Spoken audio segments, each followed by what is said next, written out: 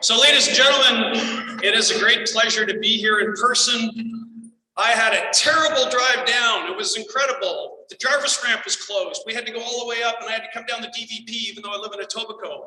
While I'm on the ramp to get back on the DVP, Eric Butel calls. The subway's closed. This is terrible. I'm on the streetcar and people are gonna have a problem. We get down, parking lot's full. And to me, it was like, the world is back to normal. Isn't this awesome? I haven't seen a mask in this room. Thank you all for no masks. We had no requirement for your vaccination to come in. Isn't it great? Let's have a round of applause for normality. So to that end, though, I have to apologize a bit because we've done 3 of these online. It was 2019 that we were last together as a group. How many people were at the annual meeting in 2019 in Woodbridge? Please raise your hand. Maybe half the room. Put up your hand if you're new and you weren't at the meeting in 2019. So about half, which is great.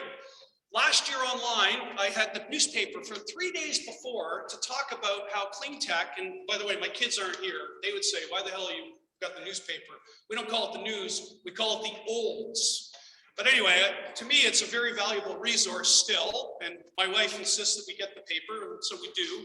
Anyway, yesterday's paper, front page of the report on business, budget to offer clean tech credit worth more than $3 billion. That's pretty good, isn't it? The day before, Liberals loosen fiscal restraints with billions in new spending. How much of it's going to clean tech? Well, let's go to last week's, and this is my favorite one. You got to go below the fold, unfortunately. Federal budget to invest aggressively in clean tech, Freeland says. I think what we've been talking about at CHAR and with clean tech capital in general for the last 10 years is coming true. The world realizes that this is a place to be. And the reason this room is filled with people is because we've got a fantastic industry that finally gets recognition. I often joke, I used to be called, well, I was never called, because I always said, I'm not a Greenpeace flag-waving granola eater, I'm a business person. And people on the street know that, and they respect that we are about making money, but in a world that recognizes the importance of environmental issues and the importance of cleaning up the environment. So a lot of people have come here, and I'm not going to speak for a lot longer, but there's a few people in the room I want to recognize and acknowledge. Some have come a long distance and used this meeting as an excuse to be here. One of them is Dimitri Stubos, my business partner in Clean Tech Capital, and he was the COO of CHAR and still a big shareholder. David Parker's here from California. He's a partner in the Clean Tech Capital platform and the CEO of NRT. Grady Savage didn't come that far, came from Bay Street, but it's market hours, and I want to acknowledge Grady. He has been a big supporter of our story, and he's at Lee Jones Gable. Shout out to Chris Wardle, who isn't here in person, but he's here in spirit, certainly. He represents one of the largest shareholder groups, and he at Lee Jones Gable, the same firm that Grady's at, was very involved in our financings, our last 2 financings, in fact. So sorry that Chris couldn't be here, but thanks anyway. Thanks for your support. Jameson Bondarenko, where's Jameson? He's a new shareholder in Catalyst. A lot of people, we noticed our stock has had a big bump and had a lot of volume. Jameson has got involved with the company. He's a shareholder, he's a catalyst, and we're delighted to have him here. Nick Nanos is going to chair the formal business. You'll see him in a few moments. Nick is a dear friend. When we had our last AGM in 2019, he was our guest speaker. And lo and behold, a year later, he became director, and now he's chair of our audit committee, and he's chairing the formal business of the meeting. Is Hugh Cleland here? He perhaps isn't yet, but hopefully is coming, one of our directors. We've got some directors in the audience, 2 specifically that I want to point out, and they're going to be making the motions. Eric Butel, who has been a director for a long time, is not standing for re-election, same as Benj Gallender. They will be making motions. These are people that we're going to hang around after this meeting. Part of the Clean Tech Capital lifestyle is lots of cross-pollination, meeting, talking to, and cross-pollination with others. So we encourage you to meet these people. By the way, I should say, I could introduce everybody in the room, would be meaningful. In fact, there's another, where's Steve Liss? We are in this wonderful room thanks to him. And we think the TMU, Toronto Metropolitan University, is a terrific partner of the ecosystem, not just of clean tech, but in general. And the reason we're in this room is because the Ontario Centre of Innovation, which is a shareholder in CHAR, and we have a couple of people from OCI here, they're still CHAR shareholders. They were a $250,000 investor when that was a huge, important amount of money to CHAR. So anyway, I could go on and on. I could introduce pretty much every person in the room. The fact is, there's lots of great people in this room that are not only supporters of CHAR, they're supporters of clean tech, and they're supporters of our innovation ecosystem. Actually, I got to add one more. Where's Pam Banks? Pam is the executive director of the Altitude Accelerator, which is the new name of the RIC Center. Incredible supporter of CHAR. Andrew was our poster boy back when he just got out of school and had this idea that wasn't a technology. And Don Kirk is smiling because Don Kirk, another guy worth recognizing, his professor at the University of Toronto that wrote at the time a significant check. He wrote a $10,000 check investment in CHAR from a professor. That's a big deal. And that got me and my partner, John Nicholson, to write a $100,000 check. It was Don's endorsement and support that got us involved, and then the rest flows. Anyway, I could go on and on. At the end of the day, you're going to see me again, and you'll hear a few more words. I'm excited about where CHAR has been, where we are, and most excited about the future. So we got about 10 or 15 minutes of tough stuff, and we got the right guy for the job. We got Nick Nanos. I don't know if Andrew has forwarded the slides, but Nick is going to go through the formal business. It'll be a torturous 10 minutes, perhaps, but when we get through it, we'll get to the more interesting and fun stuff. So Nick, the podium's yours.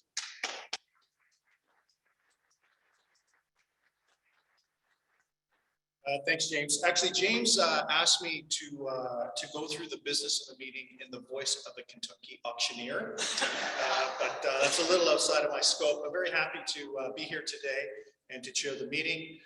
My name is Nick Nanos. I'm an independent director of the corporation. I'd like to welcome you to the 2023 annual and special meeting of the shareholders of CHAR Technologies Limited, and I will act as the chairman of this meeting. So as stated in the management information circular, we are pleased to be able to resume holding unrestricted in-person shareholders meetings.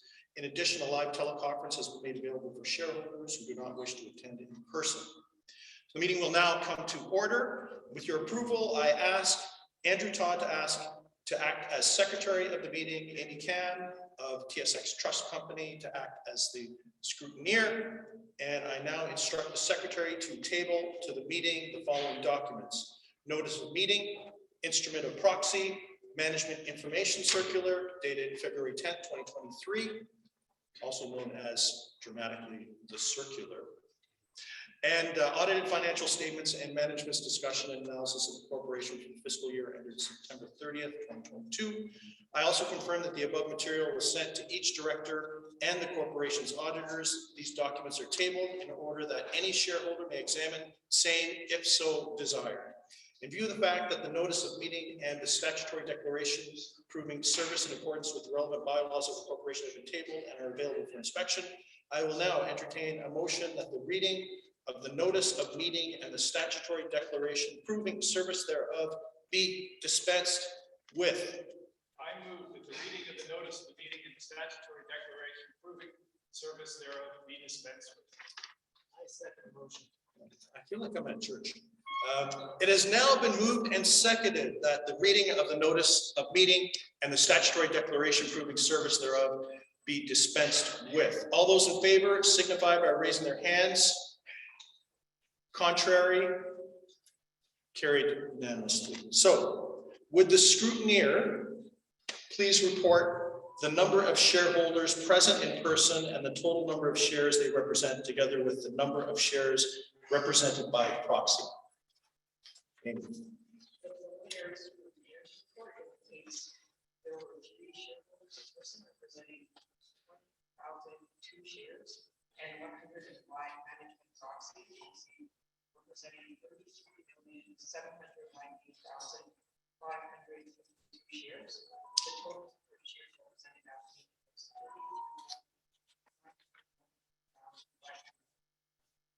Super. So there is quorum present.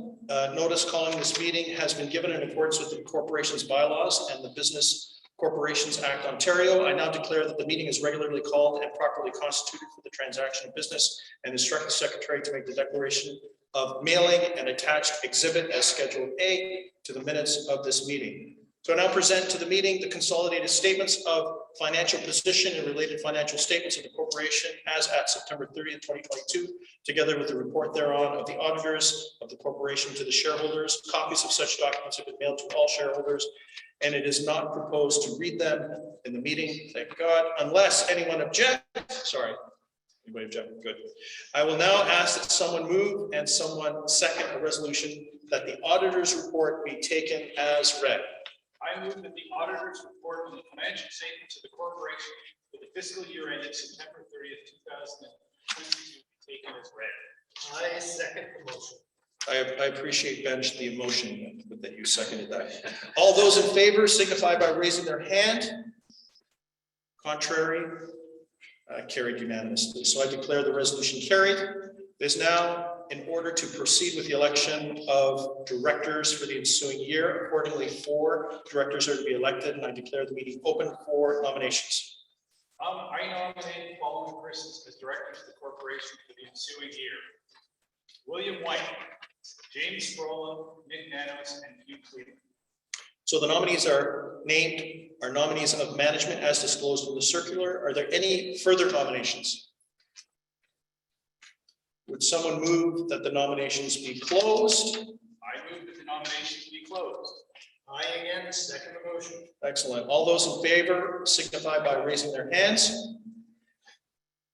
Contrary? Carried unanimously. I hereby declare the nominations closed. Would someone move therefore a resolution for the election of those persons nominated as directors? I move that William White, James Frola, Nick Nanos, and Hugh Cleveland be and hereby elected as directors of the corporation to hold office until the next annual meeting or until their successors are elected or appointed. I second the motion. Excellent. All those in favor signify by raising their hands. Contrary? Carried unanimously. I hereby declare those persons duly elected as the directors of the corporation. The next item of business is a resolution appointing auditors for the ensuing year and authorizing the directors to fix their remuneration. As noted in the circular, DMCL LLP were first appointed as auditors for the corporation on December 12, 2018. Would someone move, therefore, the reappointment of DMCL LLP as the auditors of the corporation and to authorize the directors to fix their remuneration? I move that DMCL LLP Chartered Accountants be appointed as auditors of the corporation for the ensuing year to serve with such remuneration as may be fixed by the board of directors. I second the motion. Excellent. All those in favor signify by raising your hands. Contrary? Carried. I declare that DMCL LLP Chartered Accountants are appointed as the auditors of the corporation for the ensuing year or until their successors are appointed to serve at such remuneration as may be fixed by the board of directors. Next item of business is to consider and, if deemed advisable, to pass an ordinary resolution to reapprove the corporation's amended and restated omnibus long-term incentive plan as amended from time to time, the A&R omnibus plan, as known, as detailed in pages 25 to 29 of the circular. Are there any questions from shareholders relating to this resolution? In order for this resolution to be effective, it must be passed by a majority of the votes cast at this meeting, excluding the votes of insiders and their associates as described in the circular. If there are no further questions or any questions, I would request a motion to approve of the A&R omnibus plan. Be it resolved as an ordinary resolution that an amended and restated omnibus long-term incentive plan of CHAR Technologies for the corporation, the A&R omnibus plan, is hereby reapproved. B, the reservation for issuance from Treasury pursuant to options under the A&R omnibus plan and under any other security-based compensation arrangements adopted by the corporation of up to 10% of the issued and outstanding common shares of the corporation from time to time is hereby ratified, confirmed, and approved. C, the reservation for issuance from Treasury under the A&R omnibus plan pursuant to share appreciation rights, restricted shares, restricted share units, and deferred share units of 4,401,681 common shares is hereby ratified, confirmed, and approved. And anyone, this D, any one or more director officer of the corporation is authorized and directed on behalf of the corporation to take all necessary steps and proceedings and execute deliver and file any and all declarations, agreements, documents, and other instruments, and do all such other acts and things, whether under corporate seal of the corporation or otherwise, that may be necessary or desirable to give effect to this ordinary resolution. I second the motion. You sure? All those in favor signify by raising their hand, please. Contrary? Carried. I hereby declare that the ordinary resolution to approve the corporation's A&R omnibus plan has been passed by a majority of the votes cast by the disinterested shareholders at this meeting. I move that I stop making motions in this meeting. Oh, there we go. I support and second the motion. Excellent. So before I call the vote, I know if Bill was here, he would close by thanking all of our retiring board directors. We have a great team. The board has been very supportive of the management team. It's been a really great relationship there, and it's been very exciting, and it's getting to be even more exciting.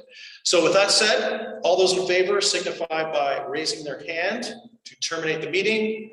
James, I see you put your hand up very high. Contrary? Carried. So I thank everyone for their attendance, and I hereby declare this meeting terminated. Thank you very much.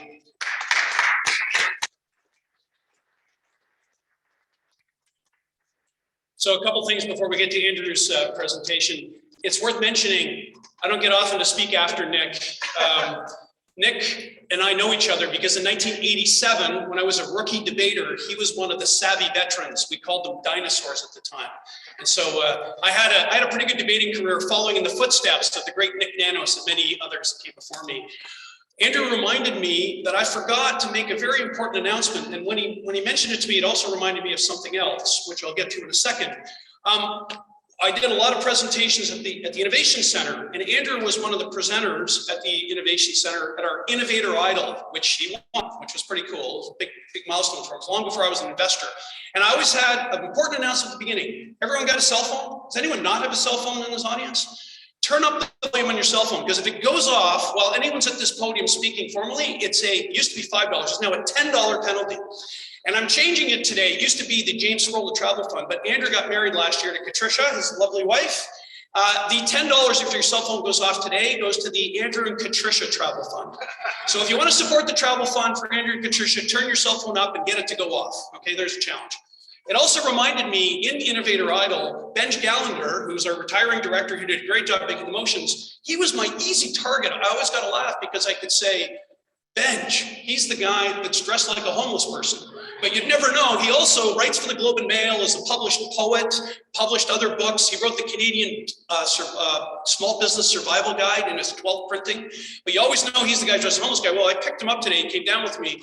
And he got into the car. I said, "You're not dressed like a homeless person." He says, "Actually, Pascal said to me, you look very," what was the word? Dapper? Sure.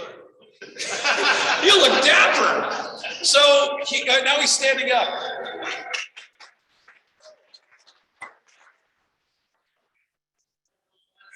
And Eric said to me, "Do we stand up to make the motion?" I said, "I would," because I wanted Benj to show off his dapper outfit.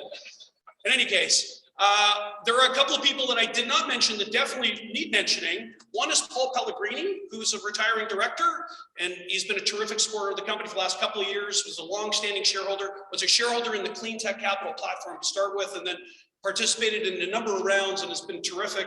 And we wish Paul the best as he goes on to other boards. He came in to give room for Ian Anderson, who I also feel obligated to introduce. Where's Ian? He's at the back. Ian was a founding director of Cleantech Capital, is a director of Cleantech Capital, Toronto Cleantech Capital, which I'll talk about more after, and still a big shareholder and supporter. I didn't introduce Rand Cannon, who came from Vancouver. Use this meeting as an excuse to come. Where's Rand? Rand is over here. He is the CEO and managing partner of Covista Capital, which is one of our big institutional shareholders, and again, has been a terrific supporter of our story. And last, the guy that came the furthest actually is Anton, who is newly involved. Maybe you can stand up and raise your hand. Anton has been, he's been a clean tech catalyst, and he's an expert in project financing, and he's been working with Andrew towards our project financing. So again, I could go on introducing everybody else, but these are people that if you have an opportunity during the networking after, go and shake their hand and say hello. Andrew, the floor is yours, and you can do the business update on CHAR.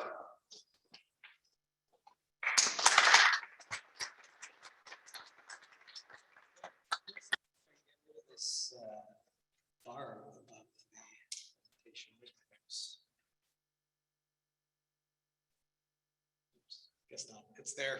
You guys are gonna have to deal with it. So welcome everyone. Thank you all for coming. It's awesome to see everyone here in person. It's almost a full room, which is great. It's a beautiful venue, as James was mentioning, how exciting it is to have everyone in person, how this was going to be our venue for our fiscal 2019 AGM, which was scheduled for March 30th, 2020, which obviously got canceled and postponed, and we did a bunch of virtual ones, and now we're here in person, and you know, this is kind of the AGM that I missed. It's great to have everyone here this morning. People showing up at 8:30, networking till 10, and you know, James and I kind of had to check in that it was already 10 o'clock and time to start, because it seemed like everyone was having a great time connecting. So really appreciate everyone being here. Really appreciate the support this morning. So I'm going to start the management presentation with some subsequent events. So as a reminder, our fiscal year is the end of September. So these are all things that happened after our fiscal year ended, which was the end of September. The big one at the end of December was announcing 12.8 million from the federal and provincial governments to support our production plant in Thorold, Ontario. So we'll talk a lot more about Thorold and about projects, but this is obviously a very, very exciting announcement. We've been working on that for quite a while, and it was great to be able to finally announce it. As you know, James sort of thanking people, a big help here was Galen Cranston, who's our Director of Stakeholder Relations, who's somewhere, always over there, he's somewhere in the crowd. So appreciate all the help there, Galen, and sitting in front of him, Clem had a big part to play in putting that together and answering Galen's last minute messages for project plans and budgets along the way. The other was, we also were able to announce a warrant exercise. So our warrants from our first financing, our first big financing, were in the money. So they were all exercised. So that brought in another 1.7 million to continue to fuel our growth. So this was all, you know, very, very positive stuff happening through December in through February. So that's the subsequent events. Now to take it all the way back and talk a little bit about the technology. There's a lot of terminology being used out there, and if you start to do research on CHAR, you'll see pyrolysis, high temperature pyrolysis, HTP, gasification, torrefaction, you know, what are all these things? And so I thought it prudent to kind of start with a really high level, what is HTP and thermochemical conversion 101. So what we're looking at here, everyone's familiar with the first picture, combustion, that's burning. And to burn something, you need fuel, you need oxygen, and you need a spark. That's your fire triangle. So burning, direct combustion, pretty straightforward. As you move down the spectrum, the next type of process is called gasification. And what this is a picture of is how charcoal has been traditionally made. So the way you traditionally make charcoal is you pile a bunch of wood on top of each other, you light some of it on fire, and then you cover it with dirt. What the dirt does is limit the amount of oxygen. So some of the wood can burn, but not all of it can burn. So you have a limited oxygen environment to create some of your heat, but you're starting to create charcoal and gas and all these great things. If you go all the way to the end, and what we're doing at CHAR is we're splitting those two processes completely. So we're in a completely oxygen-free environment, which means none of the material we process burns, we heat it externally. So this is the spectrum, and all of these three examples, things are doing what's called thermochemically converting, but it's either burning or it's smoldering or it's being converted. We're that conversion technology. So I think it's really important to clarify that for some of you. This is a representation of not just our technology, which is the centerpiece, but our three primary market verticals. So whether we're talking about wood and agricultural products, biosolids, which is the leftovers from wastewater treatment plants, or digestate, which is a compost from what's called anaerobic digestion, but organics processing. We basically take one of those three, we put it in our high temperature pyrolysis unit, we heat it up to 850, 900 degrees Celsius, no oxygen, so we do that thermochemical conversion, and we create two outputs. And we're always, no matter what the feedstock is, creating two outputs. One is a solid that we call a biocarbon, one is a gas that we call syngas. So in the biosolids and anaerobic digestion space, as I'll talk about, there's a real market need for this organics management. What do we do with this waste? Some of it's contaminated with something called PFAS. Some of it, has to be landfilled because no one really wants it. So this is a waste management driven market where we're still creating these two outputs, we're still creating carbon and gas, but that's really the primary driver. On the woody biomass space, and this is where we're focused on build, own, operate. This is where we're building our own projects. The real driver is the need for these high value renewable outputs. So out of woody material, we're making a coal replacement for fossil coal, and we're making renewable natural gas. So that's a direct drop in for fossil natural gas. So that's our two market verticals, either organic waste management, where we're working with partners, or woody biomass into some of these renewable products where we're building our own projects. So on the organics management, for those of you who don't watch our news flow religiously, on Tuesday we announced a project with Cleanenergy. Cleanenergy is the largest biosolids management firm in North America. Cleanenergy, sorry, that's me. It's not a phone though, James, I promise. Let me just use that little thing. Okay, just enough to take the subway. So Cleanenergy is the largest biosolids management firm in North America. We announced on Tuesday a project with them where we're building our technology on the back end of one of their facilities. We're taking their biosolids, which is again this waste product, and really the driver for this market is the destruction of PFAS. So PFAS is an acronym for polyfluorinated alkyl substances, but it's really known as the forever chemical. There's a lot of regulation coming down the pipe. Cleanenergy's business model is they get paid to take biosolids, they dry it, they make a fertilizer, they sell the fertilizer. They can't sell that as a fertilizer anymore because of the PFAS. So there's a huge driver for them to install this type of system. And so from a organics management partnership process, this is ideally project one of multiple. Like I said, Cleanenergy owned by Goldman, so they've got certainly the capacity to expand. So we're really excited about where this project's going to go on the biosolid side. And then of course on the digestate side, we have been working with Hitachi Zosen and Nova to process their digestate down at their facility in San Luis Obispo, California. PFAS will become an issue in this space. It's not a big driver today, but it will be within the next 5 years. And right now, the real driver is this is still a residual that they have to pay to get rid of. So this is adding value to that material. And for them, it's future-proofing this PFAS issue because we're able to destroy it through this process. So that's on the equipment sale partnership model. And it's a really, really good opportunity because of these market pulls. Where a lot of our focus going forward is on these build, own, operate systems. So I guess I got to read the title since this bar is in the way. So this says BOO, build, own, operate, modular wood waste to renewable energy. And we approach this market from a modular fashion. So this is kind of a representation of what one module will do. So we'll take any kind of woody residual material. So these are things like used shipping pallets, bark, construction, demolition, wood waste, non-merchantable wood. So this is all stuff that doesn't have a high value. One of our modules will take 37,000 tons a year. We'll process it again at that high temperature. Our system, as we're processing it, runs off its own energy. So we don't need to, say, burn natural gas to create our heat. We burn our own heat, our own energy to create that heat. And we're always creating these two valuable outputs. So one of the two is renewable natural gas. So in this modular example, that renewable natural gas is about the equivalent of what 5,500 homes would consume. That would represent about 7.5 million in revenue opportunity on an annual basis. And this is contracted with the Canadian gas utilities, 20-year offtakes because they have a huge need for gas, which I'll talk more about. The co-product that we make is a biocarbon. And we have two pathways for this biocarbon. One is to go into steelmaking, so to replace fossil coal with this material.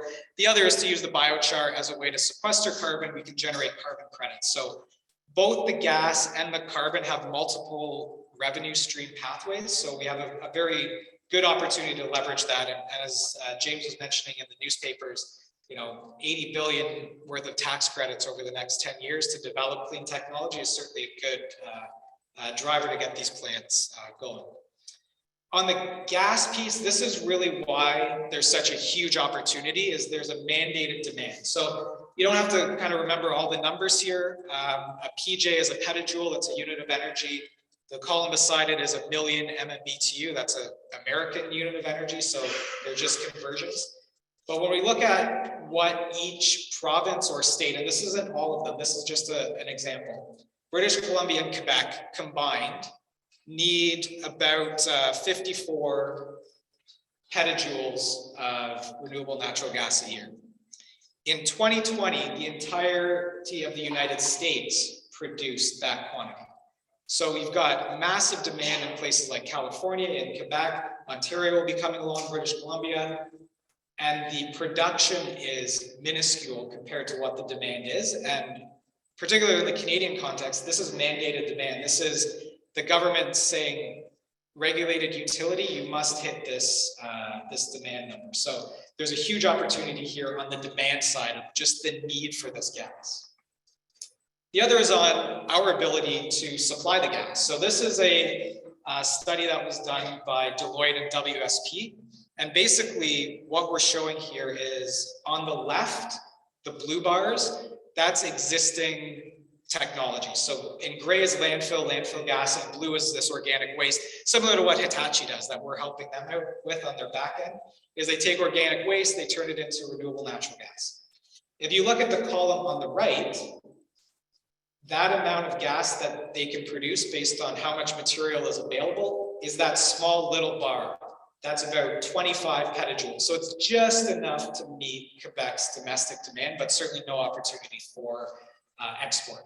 When we look at the woody residual materials that we're using, and in this study, it's things like non-merchantable wood. So that's, you know, the forestry companies go into the forest, they harvest the tree, but there's a kink, there's a knot, there's some reason that part of the log can't be used or can't be sold.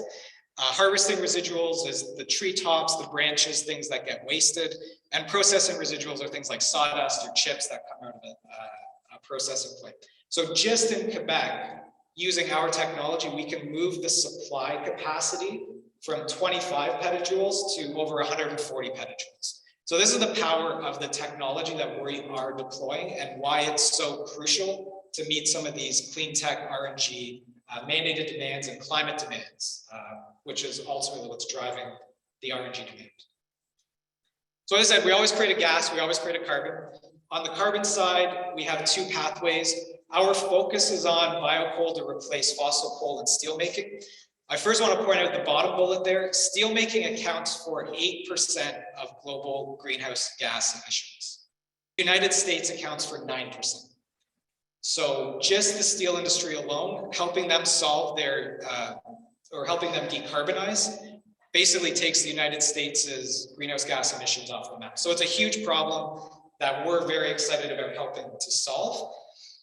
We've been working with the Canadian steel producers since 2016, really, to develop a drop-in replacement so they don't have to change their processes. They can use our biocoal to replace fossil coal, to swap one for one.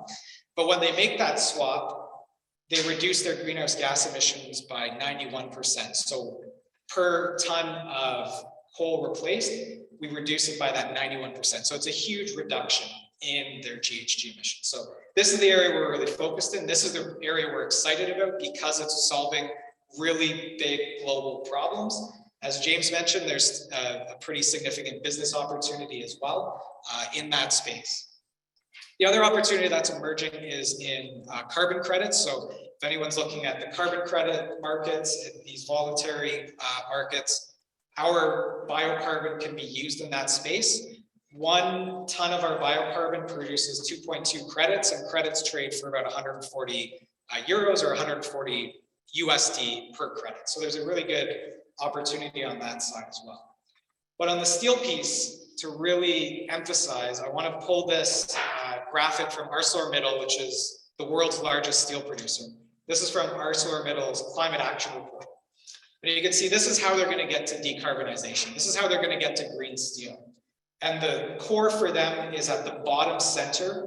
It's the little letters are DRI-EAF, that stands for direct reduced iron electric arc furnace. It's a new type of technology. But even with their upgraded technology, they still need carbon for the chemistry to happen in that steelmaking process. And so if you're really following the decarbonization industry and news, you would have heard ArcelorMittal, Dofasco in Hamilton got $600 million to convert their blast furnaces to these DRI EAF systems, which is great. Huge reduction. Those plants will still need 30 to 40,000 tons a year of carbon. And if you look at ArcelorMittal's approach, that carbon comes through pyrolysis.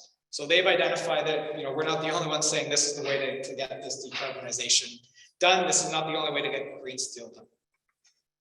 And this is how we're going to get there. So this is our Thorold facility. So at our last AGM, which was virtual, we talked about our move to Thorold. We were planning to move there. We have since moved there. So the picture on the left is our existing high temperature pyrolysis system in the Thorold facility. That plant was producing carbon in London, Ontario in November of 22, and we got it to produce carbon in Thorold in January of 23. So we were able to shut it down, move it, recommission it, get it operational, which I mainly mentioned as a thank you to the team who was able to pull that off over the Christmas holidays, no doubt, as well. So this is where we're currently existing. The picture on the right is an overview of the site. So Dan, our guest speaker, will go a little bit more into what this site is all about, but it's circled in green is our building. So that's a 17,000 square foot building. That used to be the wood room when this was a pulp and paper plant. So this is where wood used to go to make paper. Now this is where wood is going to make renewable outputs, renewable natural gas and biochar. And so we'll be expanding that facility with the funding that we have now received from the government. Once operational, we'll have 2 larger kilns. That'll be enough output to replace 25% of the steel, of the coal use at Canada's largest steel producer. And again, enough renewable natural gas for about 5,500 homes in the area. I won't read this slide out, but I will make this presentation available because there's a number of links here about that announcement. But this is Minister Graydon Smith, who's the Minister of Natural Resources for Ontario. He came down to do a press release announcement about this funding. It just shows the importance of this process and this type of technology to the government. The only bullet point I'll read out on this slide, that was the very bottom one, and that is we have 7 additional facilities identified that are cookie cutters of Thorold. So Thorold gets built, it's 2 kilns, it's making this output. We have 7 additional facilities that we've identified where we can deploy that exact same process. And because it's modular, we can deploy them fairly quickly. So very quickly on what one of these facilities looks like from a project economics perspective, depending on greenfield, brownfield, this is a brownfield site, so we can show about a 32 million capex. Greenfield will be a little bit more because of the infrastructure requirements.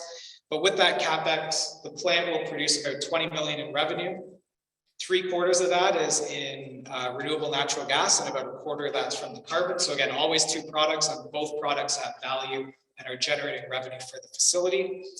And our plant EBITDA for a facility like this will be on the order of 8 million.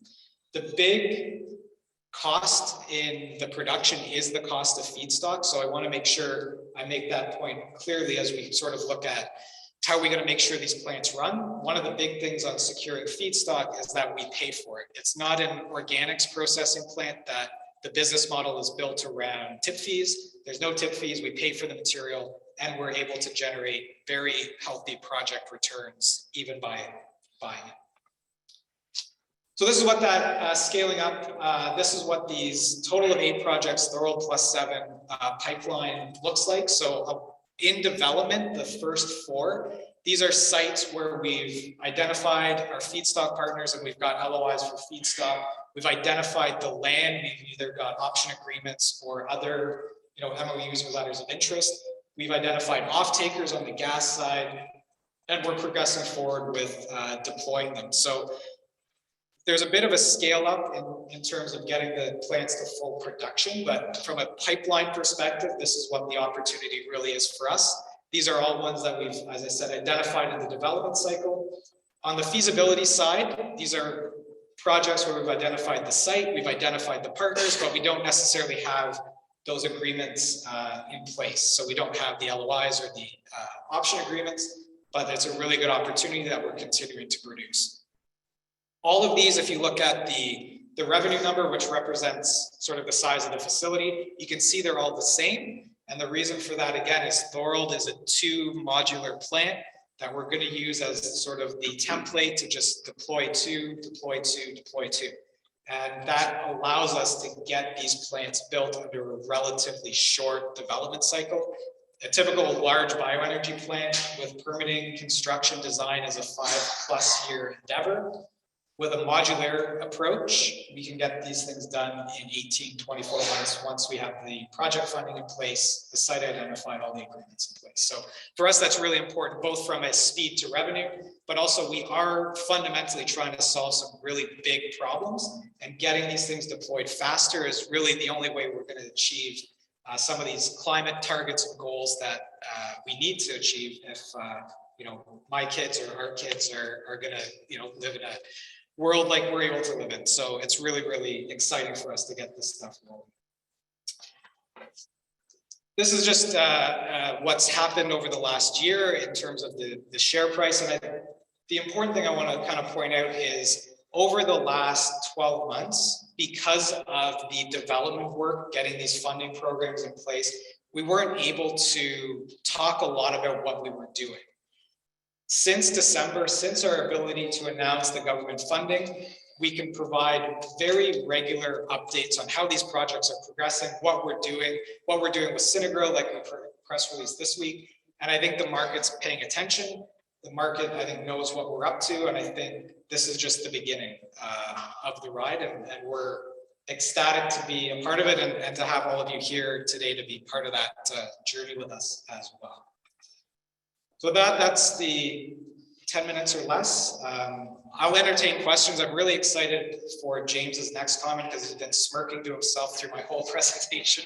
So I don't know what kind of jokes he's telling himself, but hopefully I didn't ruin the joke there. So for now, questions. And I do have a mic here. Can we maybe get someone to give it to Gary?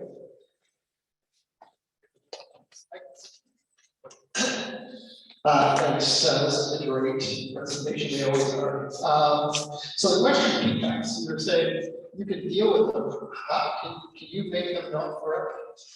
Yeah, and that's, so we got down the journey of destroying PFAS really through the idea that we knew one of the only ways that it can be destroyed before we sort of continue to develop our process was through incineration. So through burning the biosolids at high temperature, you need that high temperature to crack the molecule apart. So PFAS is just sort of a long carbon chain with a fluorine attached to it. That fluorine makes it super unreactive, but it's also a very strong bond that doesn't really like to do anything but stick with its carbon. So you have to hit it with heat. And so you can hit it with heat by burning it, or you can hit it with heat by processing it in an indirect fashion.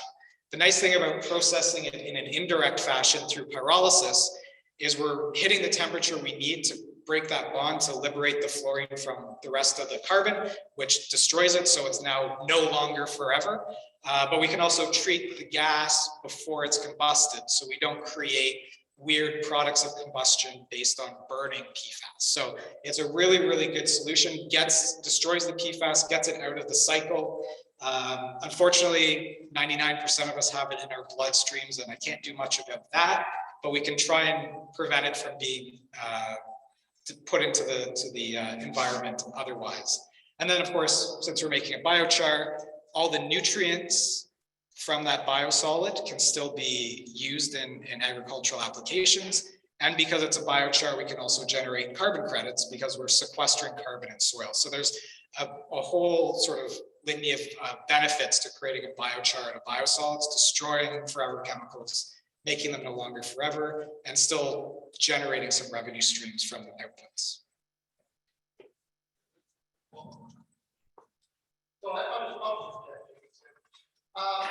So I think a lot of us have heard lots of, and this is just one, but obviously big fire is very important. It seems like you can use as much capital as possible to scale, especially with the carbon credits that are coming in there. You said you got carbon capture, usage, storage, you got mineral heat. So that's probably to us all and say, how do we get as much money into your properties? Yeah, and for those listening in online, the question was about capital raising. How do we get money to deploy this stuff as quickly as we want? And it's really a combination. So, we're in a good position right now that, we're able to pursue our development cycle without sort of a need for capital. Obviously, anytime you raise it, you can get things moving quickly, but we're actually in a really good spot.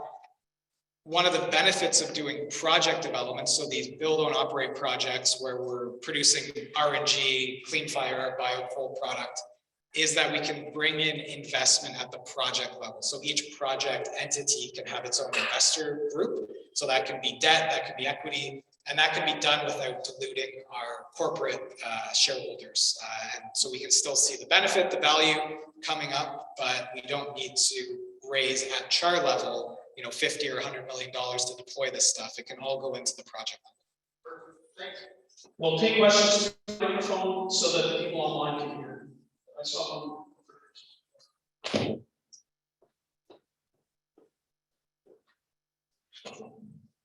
The process can also produce activated carbon. Right now, I think most of that's coming from coal, so you've got an option to produce activated carbon in a green fashion, and that seems very appealing.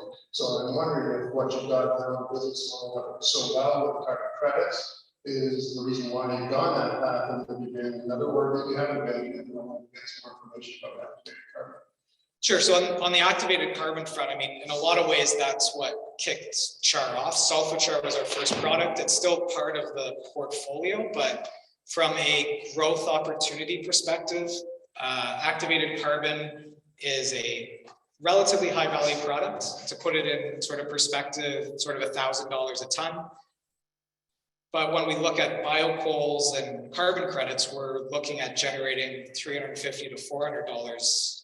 $500 a ton in a market that is immensely bigger than the activated carbon market. So activated carbon, premium price, but very small market. Biocoals and carbon credits, almost an infinite market. And the delta between, it's not sort of a 10x, it's sort of a 2x or a 1.5x. So it became very clear from a growth opportunity, revenue opportunity, where we want to be positioned is really focused on these large opportunities. Open to more questions, Mr. Arden.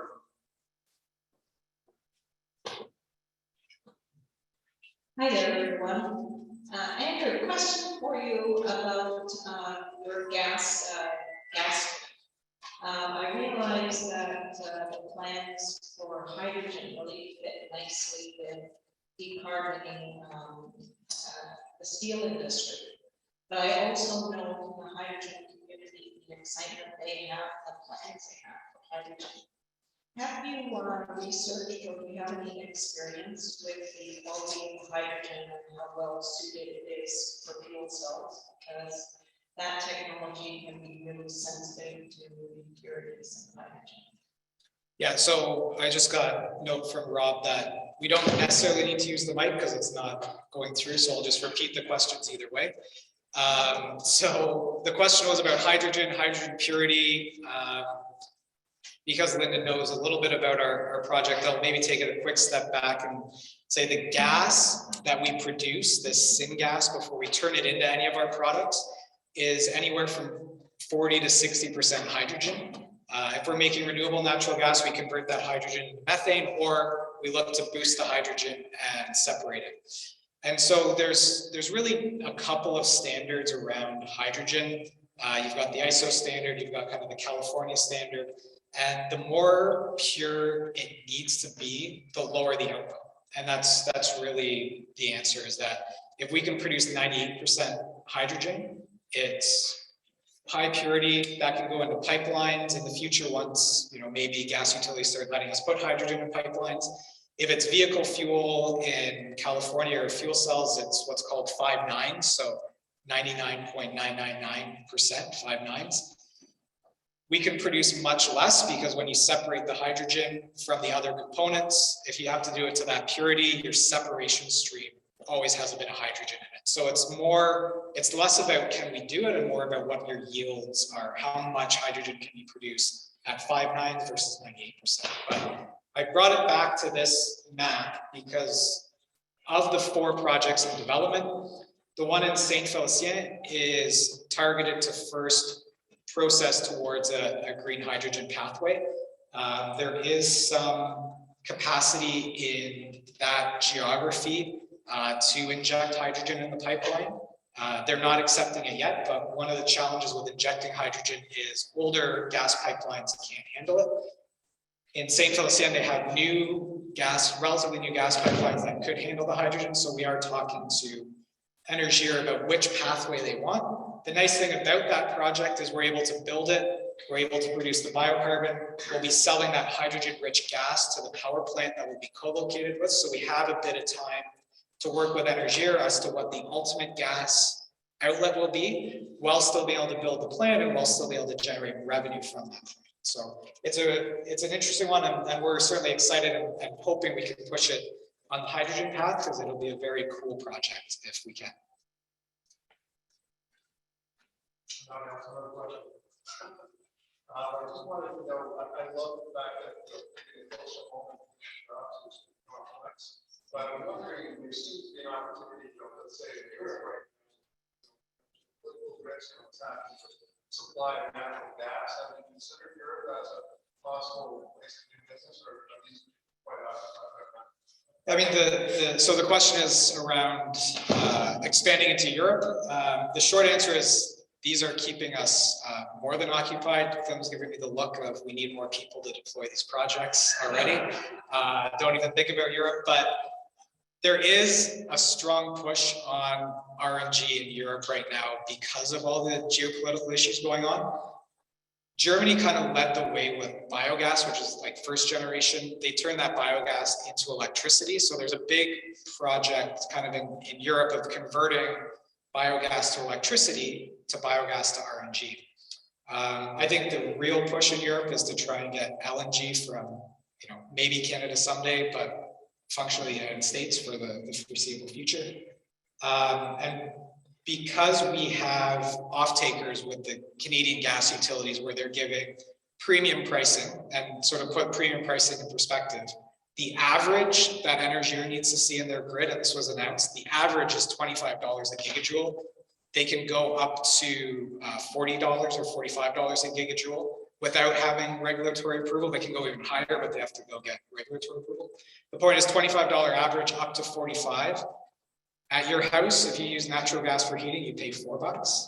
So with that kind of a premium and a 20-year offtake, we should be grabbing everything we can here, and let sort of the European companies fight over the European opportunities. No one's here right now, so this is like the blue ocean strategy of let's get this deployed quick, own the market space, own the feedstock, secure that, and then we can look at Europe with partners someday, but it's not in the foreseeable 3-year future. In the interest of time, if there isn't someone jumping up and down, we should call it here. Okay, awesome.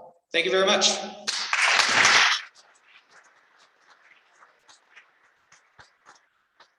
Andrew wants to know why I was smirking, and I will tell you because I think it's funny. The second I sat down, he started to speak. Multiple people in the room started phoning me, and I have my phone on silent, of course, smartly.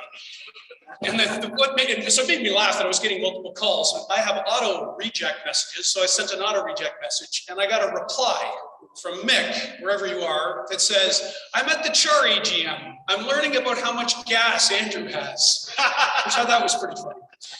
Anyway, it is my pleasure to introduce Dan Mathieson. He is a dear friend. He's a CHAR shareholder. Importantly, as Andrew referenced briefly, he is also involved with our project in Thorold, which he'll talk about in detail. He's an illustrious and successful guy that was the mayor of Stratford for 20 plus years, multiple terms. Of course, the guy with the gas joke is from Stratford, so yay Stratford. He also was the chair of MPAC, the Municipal Property Assessment Corporation, for the longest term he could be. He lived out his term, and he's on the board of Hampton Securities. He's incredibly well connected in our world, and he's a great guy and been a big supporter of CHAR. So Dan, the stage is yours.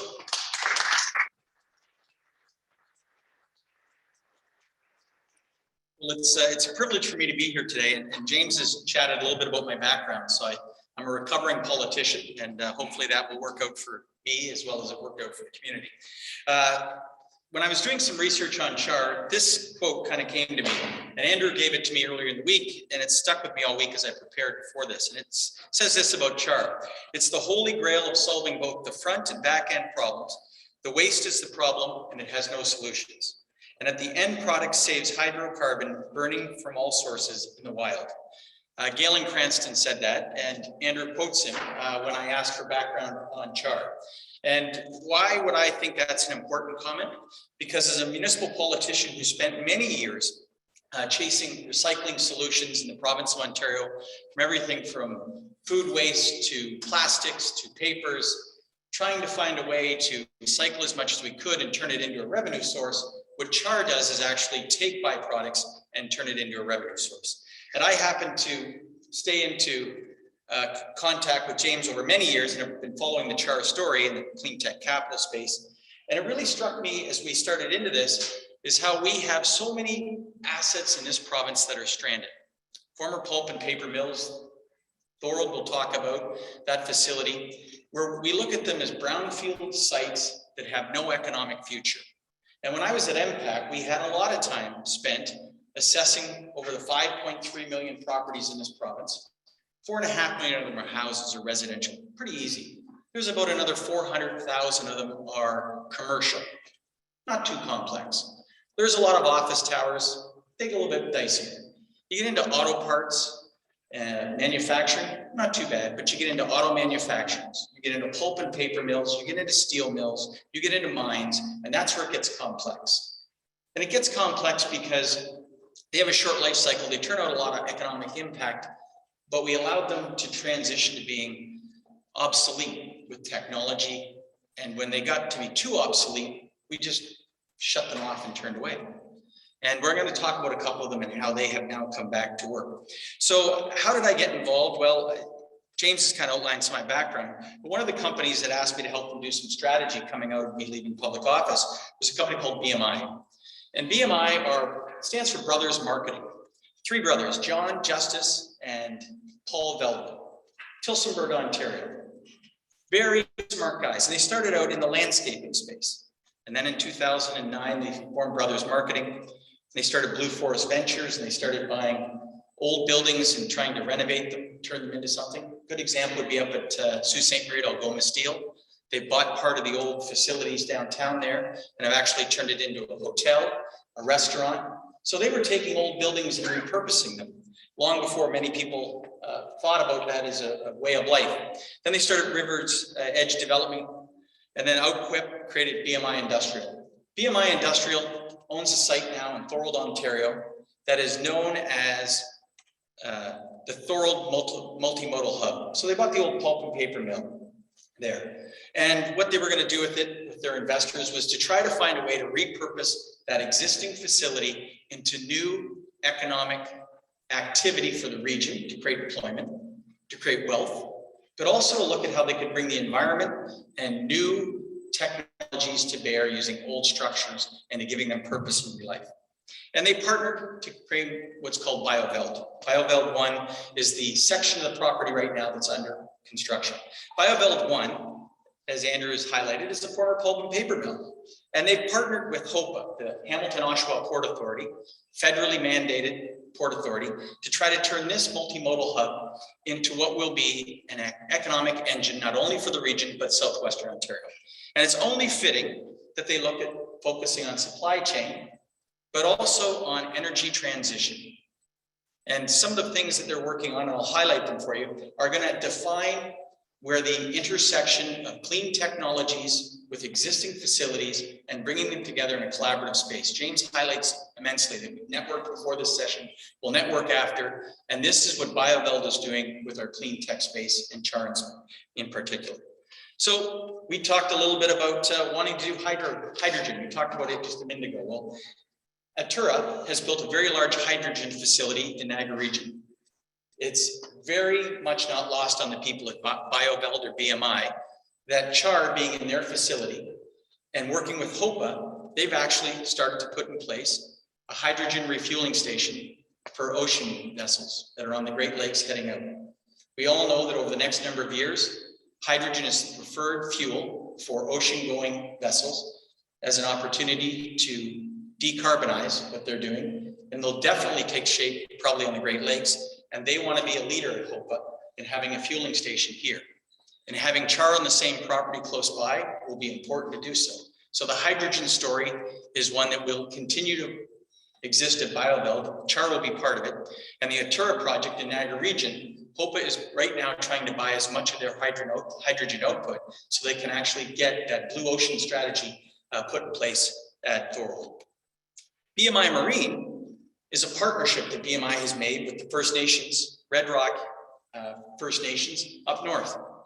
And so far, they bought the international bridge between Sault Ste. Marie, Ontario and Sault Ste. Marie, Michigan. And they're now going to put these barges on the Great Lakes. And their hope is to start bringing product from the north. So let's think lithium. Let's think of the Resolute pulp and paper mill at Thunder Bay, which is basically not being used, and actually put in place there the conversion facility for lithium. So that when it comes south to southwestern Ontario, when the copper at Sudbury and around Sudbury has to come south to be put in to the batteries that are going to be made at the Volkswagen battery facility at St. Thomas that was just announced, that they're going to come down on these hydrogen barges heading into HOPA ports, maybe at Sarnia or different parts in the Great Lakes, and they're going to do so in an environmentally sensitive way. And they're going to take a pulp and paper mill that is not at full capacity in the north, would be the hope, to turn it into a place where they could actually convert the lithium and turn it into a product. Because for the first time in years, the Canadian and provincial governments have got a great strategy. Nick Nanos and I had this conversation before we started this morning, that it's an exciting time in investment in auto, but in green and environmentally technology-based industry. And it's exciting because we finally decided that we're just not going to be a willing participant. We're going to be the driving leader. The driving leader where we are not going to allow our raw materials to leave here to have value added in another country and put into goods to come back to us at a higher markup. We are actually going to lead the supply chain from ground straight through, and we're going to try to do it by using green technology along the way. So BMI Marine, partnering with the Red Rock First Nations, are looking at how they are going to try to bring that all together. And I mentioned, as we talk about Ring of Fire, those materials are going to have to get through the ports and the Great Lakes. And it's an intuitive investment to control supply chain on the way through. And as CHAR looks to expand to the north, they look at BioVeld and BMI look at partners with CHAR on what facilities they have in the north and how they can continue to grow together so that the hydrogen story stays connected, that the clean tech story stays connected, and that we do so in an environmentally sensitive way. One of the things that I would say as I leave, and I want to stay close to my 12-minute time that James gave me, was that the intersection of clean technology and traditional manufacturing needs to be greatly explored and exploited. They are going to intersect. They are going to continue to do so on a regular basis. It's only when we get together and talk about how we can do it together by bringing traditional industry in with new industry that we're going to succeed. The facility at Volkswagen at St. Thomas is going to lead to many opportunities in southwestern Ontario, and it's going to actually lead for many opportunities in northern Ontario. The key strategy that needs to be employed is what you're doing in clean tech.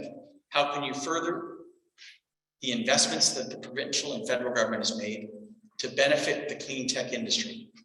The $80 billion over the next 10 years that the federal government has put into play is the opportunity that we all see. But it only becomes successful. It only has the multiplier effect that we expect it to have is when we actually find a way to put the two stories together. And that's where the true prosperity and environmental stewardship and leadership that we all want to have, and polling will tell you that, but it's actually where the rubber hits the road and the money actually comes into play. So as you think about during your network session today, think about the environmental opportunities that are there. Look to traditional industries and where government and industry and business are making investments, and figure out the intersection and how you bring it together. Those that do it first will not only succeed in the blue ocean strategy, but they'll succeed in helping us meet our climate objectives and reflecting what Canadians' perspectives and values are. Thanks so much.